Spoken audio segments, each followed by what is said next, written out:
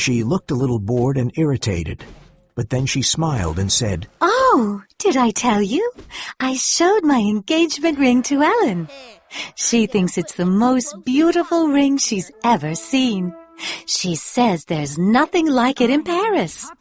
I do love you, Newland, for being so artistic." Chapter 4. Marriage is Marriage. 2 weeks later at the office, Newland was summoned by the head of the firm, Mr. Letterblair, who said to him, "Mrs. Manson Mingott sent for me yesterday. She says her granddaughter, Countess Olenska, wants to divorce her husband. Mrs. Mingott gave me all the relevant papers and asked me to act for the family. She made it quite clear that the family don't want a divorce. It'd be a terrible scandal. I want you to go to the Countess and persuade her not to ask for a divorce." Can't someone else do it? asked Newland. The fact that I'm engaged to her cousin makes it rather difficult for me. It is precisely because you're engaged to her cousin that we're asking you to do it. Mrs. Mingott asked for you. It is a very private matter, and nobody else in the firm knows about it. Please take these papers and read them. Perhaps divorce is the best thing in this case. I can't promise to persuade the Countess not to divorce her husband unless I'm convinced that it's the right thing to do. I don't understand you, Archer, said Mr. Letterblair. You're going to marry into her family. Do you want that family to be the subject of scandal? No, of course not. But what I want is irrelevant. The Countess is here. The Count is in Europe. The Atlantic is between them. The Count has already given her some of her money back. He won't give any more. Why should he? The marriage agreement doesn't require him to do so, even in the case of divorce. Besides, they say she doesn't care about the money. If that is the case, she should just let things remain as they are. Reluctantly, Newland took the papers to his office and read them. The last was a letter from the Count in which he threatened to create a scandal over the Countess's relationship with his secretary if she insisted upon a divorce. It was a very nasty letter. Newland felt a sudden compassion for the Countess. The older ladies in New York society were very severe in their judgment of any woman who had a relationship outside marriage. They spoke of that kind of woman and showed no pity to her. They always pitied the man. They considered him a foolish creature who couldn't resist that kind of woman. The man was always the poor victim who had to be saved. Newland had never really questioned these beliefs, but now he suspected that in Europe things were less simple. There, he thought, it was possible for a good woman, an honest, sensitive woman, to fall into a relationship like that, just because she was lonely and desperate. The next day he went to see the Countess. As he entered the drawing room, Newland was unpleasantly surprised to see Julius Beaufort standing by the fire. Why are you going to the Vanderludens again? Beaufort was asking the Countess as Newland came in. The Countess turned to Newland and offered him her hand. Beaufort nodded at him and continued talking to the Countess. You'll be bored to death there. Come to dinner with me instead. I've planned a dinner for you at Delmonico's. I want to invite all the artists to meet you. Said the Countess. That does tempt me. I haven't met any artists since I've been here. I know some painters, said Newland. I'll introduce them to you if you like. Painters? Are there any painters in New York? Asked Beaufort with an ironic smile. Thank you, said the Countess to Newland. But I meant dramatic artists, singers, actors, and musicians. My husband's house was always full of them. Then she turned to Beaufort, offered him her hand, and said, Good night. I have to discuss business with Mr. Archer. Beaufort kissed her hand, but he didn't look pleased. As he was leaving, he said, Archer, if you can persuade the Countess to come to Delmonico's on Sunday, you can come too. So you care about art, Mr. Archer? Asked the Countess when they were alone. Oh, yes. I always go to the exhibitions when I'm in London and Paris. I used to care about art too, but now I want a new life. I want to leave my old life behind and become an American, just like everyone else. You'll never be like everyone else, said Newland. Don't say that. I hate to be different. I want a new start. I know. Mr. Letterblair told me. In fact, he asked me to come see you. That's why I'm here. Ah. said the Countess with a smile. You mean I can talk to you? You'll help me? Yes. Have you read the papers? Do you know about my life with my husband? Yes. Said Newland, blushing. Then you agree with me that I should get a divorce. Well, I'm not sure. Your family don't want a divorce, and they've sent me, or rather my partner, Mr. Letterblair, has sent me to explain to you their point of view. Have you read my husband's letter? Yes. And isn't it horrible? Newland looked down. Yes. I'm a Protestant. Said the Countess. Our church doesn't forbid divorce in such cases. But, Said Newland. in his letter, the Count threatens to cause a scandal if you insist upon divorce. What harm could that do me here? Asked the Countess. I'm afraid it could do you more harm here than anywhere. You see, New York society's a very small world, ruled by people with rather conventional ideas. Yes, She replied, and her lips trembled a little as she spoke. that's what my family tell me. And do you agree with them? He stood up and walked to the fireplace. Staring into the fire, he said, It's my business to explain how your family see these things. The Mingotts, the Wellens, the Vanderludens, all your friends and relations. Tell me what you think. Sincerely. She said. Well, what would you gain from a divorce? He said, looking into the fire. My freedom! Is that nothing? He thought perhaps she wanted a divorce so that she could marry the secretary, and this thought made him angry. But you're free now, aren't you? He replied impatiently. Is it worthwhile to make a scandal that will upset all your family and friends? No. She said, and her voice sounded sad.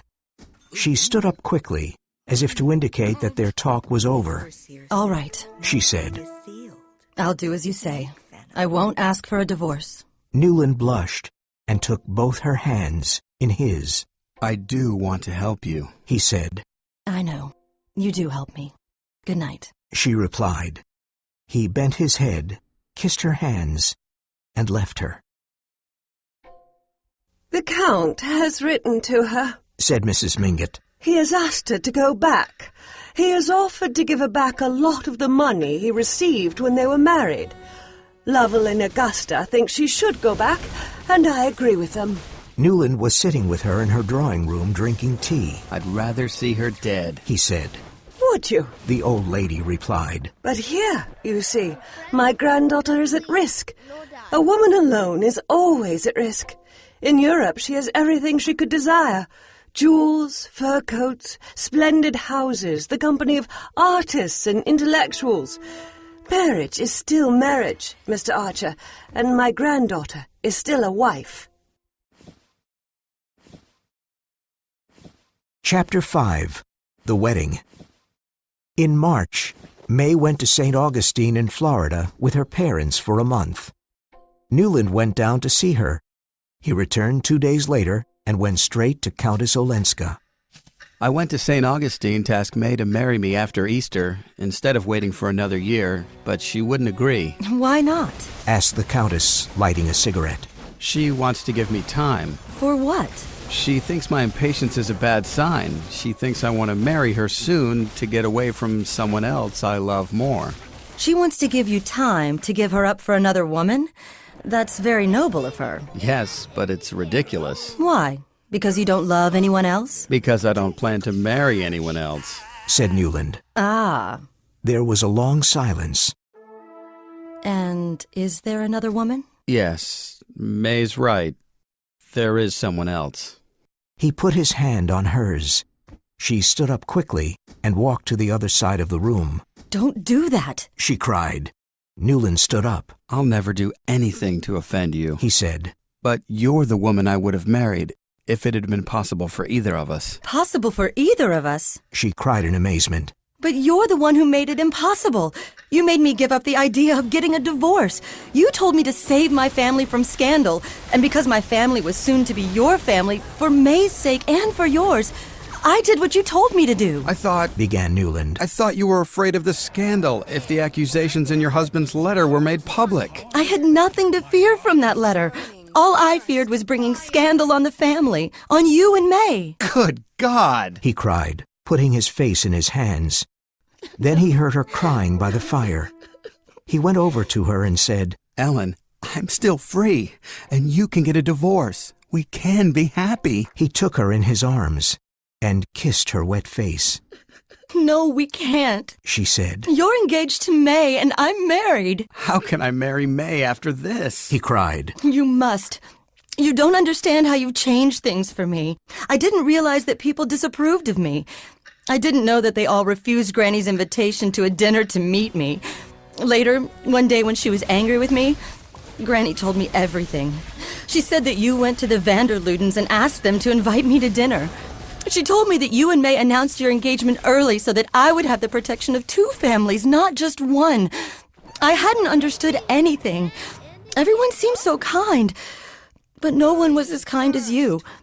You explained to me why it was bad to ask for a divorce, and you were right. You showed me that it is wrong to find happiness by making other people suffer. As she spoke, he sat beside her, looking at the tip of her satin shoe sticking out from under her dress. Suddenly he fell to his knees on the floor and kissed the shoe. I don't want to go back to my old way of thinking, She said. Don't you see? I can't love you unless I give you up. Newland replied bitterly. And Beaufort? Is he going to replace me? He expected her to be angry, but she just went a little paler. No, She said. Why not? Cried Newland. You say that you're lonely. I won't be lonely anymore, She said. now that I know you love me. Just then, the maid came in and handed a telegram to Ellen. She opened it, read it, and handed it to Newland. It was from St. Augustine. Papa and Mama have agreed that Newland and I can marry after Easter. I'm sending a telegram to Newland now. I'm so happy. Love, May. Newland and May were married the first Saturday after Easter. As he went through the ceremony and received everyone's congratulations, Newland felt cold and empty. They went on their honeymoon to all the usual destinations: London, Paris, Florence, Rome. Every hour of every day he was with May, listening to her innocent chatter. Often she irritated him. Her ideas were so conventional that, away from New York, she seemed narrow-minded and dull. They went home in July. There, Newland felt more at ease with May. She was one of the prettiest and most popular young wives in New York, and he was proud of her. A year passed. Newland now thought of his passion for Ellen as a moment of madness. How could he ever have thought of marrying her? It was ridiculous. Now she lived on in his memory only as a strange, eccentric fascination. In August, New York's best families went to Newport. Newland and May were no exception. They were there with their families: Newland's mother and sister, May's parents, aunt and uncle. One day, they went to visit May's grandmother, Mrs. Manson Mingott. She had just arrived from the city and was staying in her house by the sea. They found her sitting in a garden chair beneath a big tree. Newland and May sat beside her, and Mrs. Mingott rang the bell for tea. How nice to see you, Newland. Cried the old lady. Will you be here for the whole month of August? May will. Newland replied. I must return to the city for business reasons from time to time. Ah, business. Many husbands find it impossible to join their wives here, except at the weekends. Marriage is one long sacrifice, as I often say to Ellen. Newland's heart seemed to stop at the mention of her name. Julius Beaufort is here now, but poor Regina has had to spend most of the month here alone. Julius's business keeps him in the city most of the time. Here Mrs. Mingott raised an ironic eyebrow, because everyone knew that the business that kept Beaufort in the city was a lady named Fanny Ring. From what I hear, Continued Mrs. Mingott, his business isn't going very well. Apparently he invested in railways and lost a lot of money. That doesn't stop him spending money here, though. He came this morning to see Ellen, and he was telling me all about his new racehorses. Is Ellen here? asked May. Newland didn't breathe as he waited for the reply. Well, actually, she's staying with the Blankers in Portsmouth, but she has come to see me for the day. Said Mrs. Mingott. Then she cried out. Ellen! Ellen! The maid came out of the house and said, The Countess has gone for a walk by the sea, madam. Newland, will you go and find her? asked Mrs. Mingott. Certainly. As Newland walked through the woods towards the sea, his heart beat fast. He'd heard her name mentioned often enough in the 18 months since he'd last seen her. He even knew the main events of her life. She'd spent the previous summer in Newport, but in the autumn, she'd moved to Washington. Hearing about her had never disturbed him before, but now that he was going to see her again, she became once more a warm, living presence for him, and he remembered the lovely drawing room with the red walls. Newland came out of the woods and looked down at the sea. There was a lighthouse and a pier. The sun was sinking, and the whole scene was bathed in golden light. Ellen stood on the pier, looking out to sea. Beyond her, a sailboat was crossing the bay. Newland thought, if she turns round before the sailboat passes behind the lighthouse, I'll go to her. He watched her intently, but she didn't move. She stood perfectly still, looking out to sea. He waited until the boat was well past the lighthouse. Then he turned and walked back to the house. As he and May drove away from Mrs. Mingott's, May said, I'm sorry that Ellen wasn't there. She doesn't seem to care about her old friends anymore. I suppose she moved to Washington because New York bores her. And now, instead of staying with Granny in Newport, she's staying with the Blenkers in Portsmouth. Perhaps, after all, Ellen would be happier with her husband. I've never heard you say anything cruel before, replied Newland. Why cruel? Asked May in surprise. Life with her husband was hell. Do you think she'd be happier in hell? Well, she shouldn't have married a foreigner then, said May. Chapter 6. Boston. Mrs. Archer said they'd all been invited by Professor and Mrs. Emerson Sillerton to a party for the Blenkers. It's a terrible bore, of course, but the Sillertons are related to Sillerton Jackson, so I suppose at least some of us will have to go. I'll go with Mother, said May. I'm afraid I can't go, said Newland. I've arranged to go to a farm in the north to look at some horses. Having said that he'd be gone all afternoon, it actually took him just an hour to drive up, see the horses, decide that he didn't want to buy them, and leave. The rest of the afternoon was free. He drove to the Blenkers' house near Portsmouth. He told himself that he didn't want to see Ellen, but he had a strong desire to see the house she was living in. He'd go there and look at the place. Then later he'd be able to imagine her eating breakfast there, or walking in the garden. If he could do that, perhaps the world around him would feel less empty. The Blenkers' house was a big old place. All the windows were open, but it was completely silent. Everyone had gone to the party.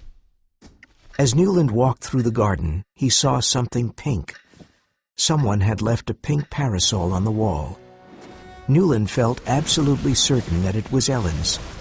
He picked up the parasol and put its handle to his lips. Just then he heard the sound of someone approaching, a woman in a rustling silk dress. He didn't look up. He had always known that this might happen. Oh, Mr. Archer! Cried a loud young voice. Looking up, he saw the youngest and largest of the Blinker girls standing before him. Where did you come from? No one's home except for me. They all went to the party. Mother said I couldn't go because I have a cold. I was very disappointed, but it's not so bad now that you're here. She smiled at him. Has Countess Olenska gone to the party too? He asked. No, she received a telegram yesterday and had to go to Boston. Then she saw the parasol in his hands and cried, Oh, you found it! Thank goodness! I've been looking for it everywhere. She took the parasol from him, opened it, and put it over her large blonde head. Do you know where Countess Olenska is staying in Boston? Said Newland. I'm going there tomorrow on business, and I'd like to... How kind of you. She's staying at the Parker house. When he got home, Newland saw a letter from the office waiting for him on the table by the door. He opened it as he went into the drawing room, where he could hear voices. May and Mrs. Welland were back from the party.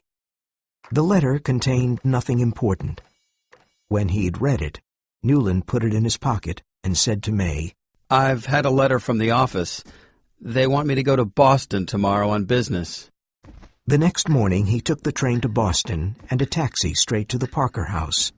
But the receptionist told him that the Countess was out. Out? Repeated Newland, as if it were a word in a foreign language. He left the hotel and went for a walk in the park. As he was walking there, feeling anxious and frustrated, he suddenly saw her sitting on a bench under a tree. She looked rather tired and sad. She was holding a gray silk parasol. How could he ever have thought she'd have a pink one? He walked up to her. She looked up, startled, and said, Oh. But then a lovely smile spread over her face. Oh. She said again, in a different tone. Newland sat beside her on the bench. I'm here on business, he said. What a surprise to see you here. He didn't know what he was saying. He felt as though he were shouting at her across a large distance, and that she might vanish before he could get to her. I'm here on business, too. She said. What business? He asked. Very unconventional business. She said with a smile. I've just refused to take back a sum of money that belonged to me. Your husband has come here to meet you? No. At this time of year, he is always at Baden-Baden. He sent a messenger, his secretary. She said the word as casually as if it were any other word in her vocabulary. But I've refused, and I'll go back to Portsmouth by the afternoon train. She looked at Newland for a while, then said, You haven't changed. He felt like saying, I had, till I saw you again. Instead, he stood up and said, Let's go out to lunch together. Why not? Haven't we done all we could? You mustn't say things like that to me. I'll say anything you like, or nothing. I won't open my mouth unless you tell me to. I just want to listen to your voice. It's 100 years since we met. It may be another 100 before we meet again. Why didn't you come down to meet me by the sea that day at Granny's? She asked suddenly. Because you didn't look round. You didn't know I was there. I told myself that I wouldn't go to you unless you looked round. He laughed at his own childishness. But I didn't look round deliberately.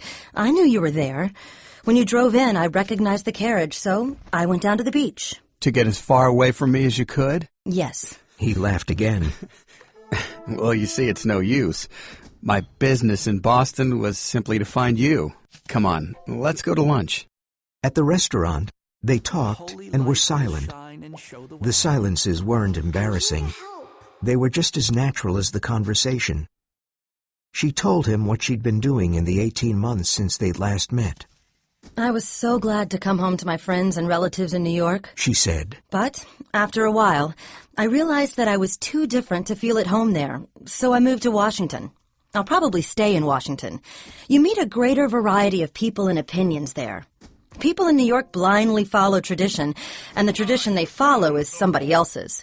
Do you think Christopher Columbus would have taken all that trouble to cross the Atlantic if he had known that people in America would make a bad copy of European society? She smiled, but Newland felt irritated by her criticism of New York. Do you say that kind of thing to Beaufort? He asked. I haven't seen him for a long time, but I used to, and he understood me. You don't like us, cried Newland. And you like Beaufort because he's European. You think we're boring. Why don't you go back to Europe? He thought she'd be angry with him for saying that.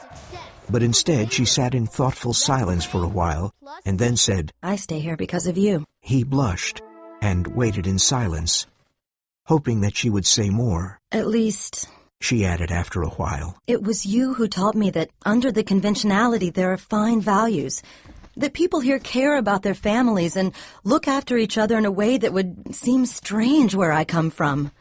All the exquisite pleasures of Europe seemed empty and cheap then. He wanted to say, At least you've experienced exquisite pleasures. I never have. But he looked at her in silence. I've wanted to have this conversation for a long time, she said.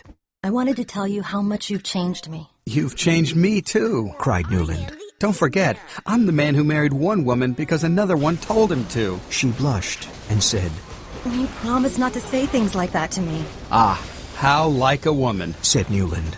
None of you has the courage to talk about the bad things. Is it a bad thing for May? She asked. He heard the tenderness with which she spoke her cousin's name. Well, She continued. didn't you tell me that we always have to think of the feelings of others? We always have to think of the family to try to make them happy? If you think that my marriage is a success, you're mistaken. If you think that by giving me up you've made May happy, you're wrong. You gave me my first glimpse of real life, and then you told me to continue the false life. No one could endure that. I'm enduring it. She cried, her eyes full of tears. Suddenly, her entire soul, everything she was feeling, was expressed in her face. You too? Oh, all this time you've been going through this misery too? For answer, the tears flowed down her face. Don't go back to Europe. Please, don't go. He said. I won't, She replied. as long as we can stand it. He sat in silence, trying to fix her words in his memory. He knew that he would never again feel entirely alone.